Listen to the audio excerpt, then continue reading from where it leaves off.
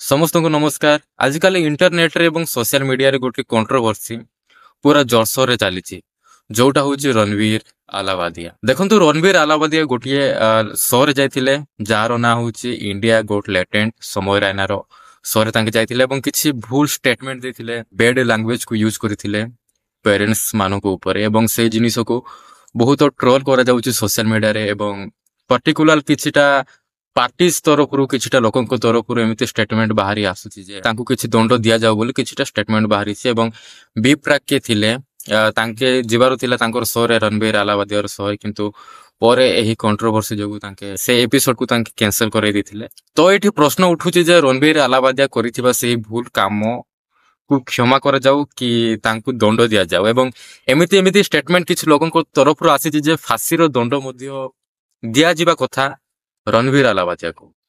तो देखंतु एते बड़ मध्य क्राइम हेनी, कोलकाता रेप केस रे कि इन्वॉल्व थिला संजय रॉय ताको मध्य फांसी रो दंड कोर्ट एई जाय सुनेइनी, जोटा कि गोटे डॉक्टर रो रेप एवं मर्डर रो केस थिला संजय रॉय को फांसी रो दंड सुनेइनी कोर्ट। तो रणवीर आलावादिया रो जो स्टेटमेंट देइचंती तांके तो सेठरू तांको फांसी रो दंड दिया जाऊ बोली किछि लोक तांको स्टेटमेंट रखुचंती। तो जेतेबेले मु सुनिली सेतेबेले भाबिली एते बड़ मध्य क्राइम नुहे।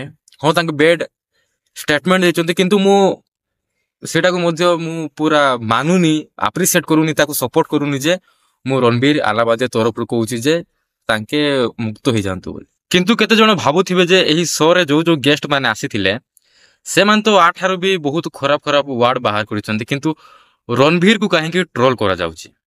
एहार आंसर होची से जिनिस एक्सपेक्ट करा जाय नथिला रणवीर आलावादिया ठारू, कारण तांके सेमिति पॉडकास्ट को तांके दउचंती देशर बहुत बड़ बड़ लोकंक सहित एक्सपीरियंस लोकंक सहित एवं तांके नेशनल अवार्ड मध्य विन करिथिले। पीएम मोदी ठारू तांके अवार्ड ग्रहण करिथिले। तो तांको तरफ एही एक्सपेक्टेशन नथिला जे रणवीर एमिति किछि स्टेटमेंट कहि पारिबे सोशल मीडिया रे पब्लिक सामना रे, सेति पई बहुत सारा लोक ऑफेंड हो जाइचंती। एमिति किछि एक्सपेक्ट करा जाय नथिला जे रणवीर किछि एही प्रकार तांके बैड लैंग्वेज बैड स्टेटमेंट तांके देई पारिबे।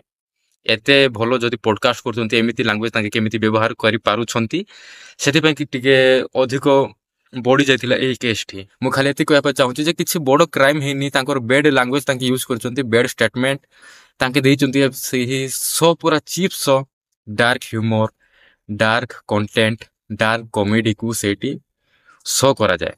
तो सही शो बंद हेबा ठीक कथा, सही शो मुके भी देखिनी, किंतु सही शो बंद हेबा ठीक कथा जोठी बहुत खराब खराब सब डार्क जोक को बाहर करा जाए। तो सेटा मु बिल्कुल एप्रिशिएट करेनी। हाँ रणवीर आलावादिया केस जोटा हैला तो तांको देखंतु एते बड़ क्राइम करनांती जे तांको डायरेक्ट आपण गोटे फांसी दंड सुने दउचंती, किछि लोक कहिथिले से जिंस। तो सेटा ठीक कथा नुहे। हाँ तांके भूल करिचंती एवं इंटरनेट रे एमिसारा बहुत क्रिएटर मने अछंती जो माने एहा ठार भी बहुत खराब स्टेटमेंट दियंती झियो मानक विरुद्ध रे। तो तांको टिके कंट्रोल रे आनिबा दरकार। गवर्नमेंट को एहा मोर रिक्वेस्ट करबो एवं रणवीर आलावादिया केस को एते एते रु एते आपण नो नै के ठीक ठाक रे आपण तुलेबा कथा। तो आपण कोन भाबुचंती कमेंट रे निश्चय जणातु जे रणवीर आलावादिया को क्षमा करबा कथा किंबा एमिति केस चले था मो तरफ तांको क्षमा कर देबा कथा। तांके मध्ये बुझी सारथिबे जे एमिति स्टेटमेंट जदि पब्लिक रे सोशल मीडिया रे देबे तो कोन तारो रिजल्ट आसीबो। तो मो मत क्षमा कर देबा कथा। आपनकर कोन मत अछि निश्चित भाबरे कमेंट सेक्शन रे जणांतु।